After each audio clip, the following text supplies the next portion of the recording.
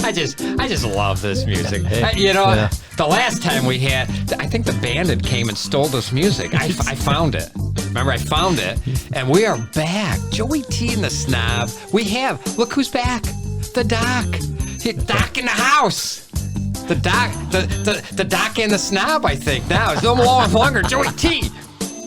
I didn't get lost this time. He didn't get lost. So we're gonna do a couple episodes. Hey, stay tuned. We got Battle of the Boxes again. Oh God. I got a couple more coming. We gonna have money on this one? We have money on it. All right, I'm gonna bring this down because we always run out of freaking music, but it's okay. That's all right. That's all right. So today, what do we got? Yeah, we're going to do so J Wine, one of my favorite wineries. I'm a member. Go out, take a look at J Wine. They're known for their sparklers and their Pinots. They're really good on Pinots. They're on the Sonoma side, right? Yes, they're correct. I think they're out of Healdsburg, but which is, I always consider that Sonoma side. Yeah. So we're gonna try, and we did. We had a nice dinner, and we had a sparkler here. And what is this called? It's on the side here. I could never say whatever. It's called Blanc de Noir. There he goes. That means. All right. What does it mean? White wine from red grapes. Look at that. I did not know that. That's what it means. White wine from So it's red. made from Pinot Noir. Noir, meaning red, but it's Pinot Noir grapes. Blanc. But as you can see, it's not red. No. Oh, you know what? And why is that? Because they take the grapes out or the skins out quickly. See? Right. Hey, I know my stuff. Wait. It's supposed to be the other way around. I'm supposed to be testing you. I knew you knew that one. That's right. He threw me a softball. So Blanc de Noir. That's correct. All right, look at me. I could almost pass for a French guy. Yeah. But anyway, so all right. So I've had a couple. If you go back, I don't even know. I don't even know when I did. And I have to go back here. And we're gonna do the. You ready? Oh no! Wait, we gotta go close. Come on! Why? Oh, I have to do this.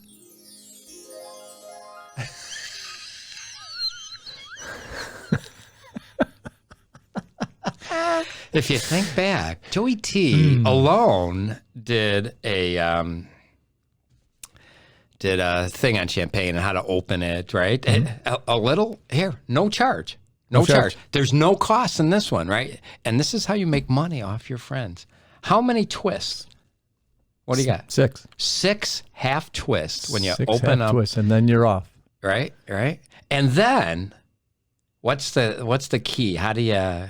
You got to twist it off. You hold the cork in your hand. You twist the bottle. The bottle. Look at that. And you have to let it come out so that you just hear the queen's. Go ahead. Tell. They call it the queen's fart. The queen's? So it just kind of makes that little. It's just like a little. It's like an SBD. Yes, right? There you go. That's what you're supposed to do. If it makes noise, you are a bad sommelier. Right. Bad. It should not make noise. Right. So that's why I'm not going to be a sommelier. Because to me, when it pops, well, I get a little excited there. I get a little excited. Well, that's how it. Well, so we can go to this. That's why they have these glasses and why you pop the champagne, because it's supposed to be festive and all that. But so let's talk about those glasses. Yeah. Well, so that's a traditional flute, right. Sparkling or champagne, right? And we can't. By the way, we cannot call this champagne, right? That's not champagne. I know. It's a sparkling wine. Right. And why is that? Because it was not made in the region of Champagne. There you have it, right? Yeah. So another did you know, and don't you do it there. Otherwise, you're gonna not make mess up. They'll call it. But people say, "Hey, I got some champagne," but it's really not. It's sparkling. This is California, right? Made similar though, right? That's correct. A similar process. We know it's made in the method traditional. However, there's always a but. There's a but, and that's why I do what I do. All right. So there's the Méthode Champenoise. All right. So if it says that on the bottle, Méthode Champenoise, that means it was made in the region of Champagne by the traditional method. If it's made in France outside the region of Champagne, it'll be called Méthode Traditionnelle. Okay. So they could use that for this too, because it's made in the traditional Champagne method outside of the region of Champagne. But when it's outside France, they call it sparkling wine. Sparkling. But then people give it a name like Prosecco or Cava or, which people that have their own names for their regional sparklers. And sparklers or sparkling whites or champagne. This is a traditional bottle. That's correct. Right. Yeah. And there's probably a reason for that too, on how it. Well, it has to be thick because it has the pressure of the pressure, right? Of the bubbles. Right. Otherwise, it would explode. Explode. And as a guy that I work with, he would say, "No bueno." No bueno. No bueno. No. Make sure you chill your bottle before you open it. Otherwise, it will explode on you. It will explode everywhere. Right. So I had mine in my Eurocov. Oh, but I did put it in the refrigerator to get it a little, because the Eurocov's, I think, like 58. So I probably wanted to bring it down another few degrees. So. 50 to 45, yeah. Okay. So the flute. The flute. Yeah. So it's just traditional. It's festive. It looks pretty. They're all different styles and all that kind of thing. Right. But the problem is you can't get that. Even my nose don't fit in this thing. No, there are only a few glasses that allows. That allows. But you can't, it's nice because you see all the bubbles going up and all that kind of stuff. Fun. But it's just fun. It's fun. But if you want to really taste, you want to use. So now this. These are actually these are Riedels that made especially for champagne, right? And that you wouldn't think that, but but again, it tapers it, but you can at least get some smell. You get to smell them. The bubbles don't all evaporate. Yeah, not immediately. Not immediately, right? Very good. All right, so let's talk bubbles. I mentioned bubbles, and I'm not calling you Bubbles, but okay, good. That's for later tonight. Yeah. Sparkling whites from California versus champagne. Is there a difference in bubbles, you think? Or? Yeah, they're a little bit different because they do it a little different in France. They leave it a lot longer. The vintage levels are long. They leave them longer, so the bubbles they're just smaller. Okay. They're much more frequent, but you can tell this is traditional method because those bubbles are pretty small. Yeah. If you look at a Corbel or something like that, right. Yeah, the bubbles when you look at them, they're big, gigantic, right? Yeah. So they put CO2 into it, so it doesn't look. These are natural. This is traditional, so they're small. Right. Right. And is that a traditional, the color, right? This is straw or pale or whatever. Now, this is a Blanc Noir. That's pretty good. I know. You're getting better at that all the time. It's a couple more glasses and we're good. If you have, so there's different levels of sparkling or champagne. If it goes like dry, so extra dry. So what are those types of? They're called extra brut meaning dry. And then there's demi-sec, which means half dry or half sweet, and then sec is sweet. So if you look on a bottle, you tell it like this one. Right.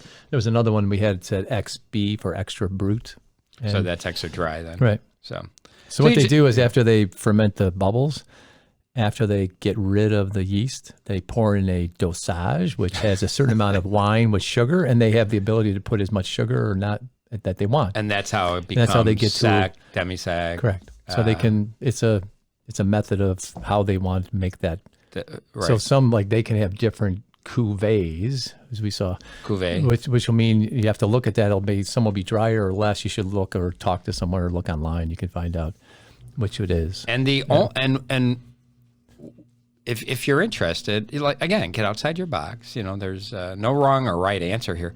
Everybody, what we're having this, and the good doc says he's not a fan of the extra brut. Extra brut, right? So, which he'll try it, he'll just drink a style, it. Right? It's a style, but you got to try it in order to decide what is your preference, and that'll change over time. So, you just keep trying it. This is the whole premise here. Have fun with wine. Drink what you like what you drink, but get outside your box, right? Absolutely. Speaking of I've never had J.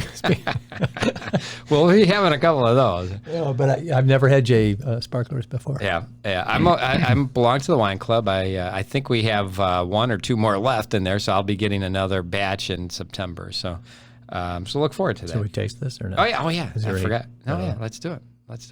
We're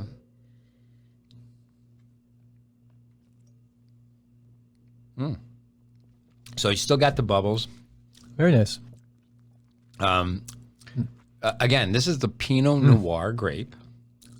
It's simple, nice. You know, you can actually, because this is a Pinot Noir, you can get some strawberry like smells to it. Flavors are in there. There's a little bit of, pear. You get. I got the pear. Now that you say that, yeah. Right.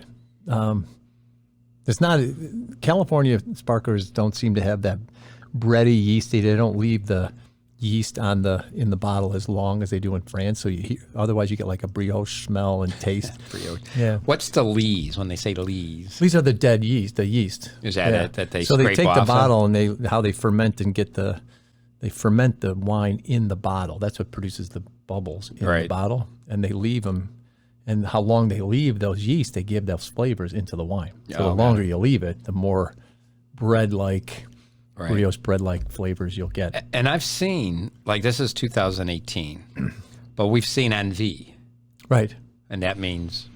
That means it's not specific to any year. Vintage, they just take multiple years and they blend it together to come up with a taste or style that they're looking for. Yeah, so just to understand, it gets really complicated, especially when you go to France. Otherwise, it's got to come from that year. Only grapes from that year. And then that'll be the year on the bottle. Right. So, fun fact, like Dom Perignon, they only do vintage champagne of their best style. So their last one was 2013. So the best of the best. That's all. They only produce ones that are the top vintage wines. They don't even produce it. Oh, really? Yeah, no. So that's one thing about Dom Perignon. Everything is vintage. So they won't even produce the wine in a year that's not vintage. They sell it off. Wow. So, that's yeah. I did not know that. That's why it's so expensive. But try it, right? At some point, you try it, get a nice glass, and even between the two, try a Flue, and you don't have. I mean, this is obviously specially made for champagne or sparkling, but you can use a glass like this. Of course, absolutely. MU. By the way, hey, a little special edition. My son going to. A shout out to the boy, freshman over at Marquette. So hopefully he'll be watching this, but not drinking yet. He's not old. He's not old enough yet. If he does, he does. At this point, it doesn't matter, right? So, all right, what other fun facts you got about sparklers, about J wine? Nothing. Phrase that pays right now. One thing I would tell you: just give this a try with steak. Ooh, especially if it has a little bit of like a Parmesan crust on it. See? And you do a little sparkler with a little of that bread, buttery people taste. People think you need to have really good. A meaty cab or Zinfandel. You need acidity to break through the fat. There you have And this has got a lot of acidity, and then it's got that cool bready smell when you do it with it's good. There you have Especially you put a Parmesan crust on it. Another now you got the bread, the Parmesan, a little fat. It's really good. Try it. You'll love it. It doesn't seem right, but it's good. Yeah. Give it a shot. All right. I'm in. We didn't have steak today, but we had everything else. I think we had 5 different things. 5 different things. It all worked for me. Just keep it bringing. Keep bringing it, I should say. Exactly. All right. Let's we're good on this one? I think we're good. All right. We're going to stay tuned. We got a surprise. It's not for you. Well, for you, but for him too. Not the box wines. We're going to be doing a little, almost like a blind taste. Okay. So, we'll see. We'll see how it is. I'm a little nervous. It's a little nervous. We're going to see what he thinks. So, all right. Thanks for joining in. Let me kick up. Is this it? There it is. Joey T and the Snob, the doc in the house. We just did J Wine, a sparkler. It's good. Yeah, enjoy it, man. This is probably a $50, $60 bottle or somewhere in there. I don't know. It's all good. Get outside your box and take a look. Send me a note, Joey __dad hotmail.com. Leave comments. I read them. You know, I get 2. I think so. It's not hard. It's not hard. And one of it's me. And probably the other one's me. So anyways, you guys have a good night. Come back for some more.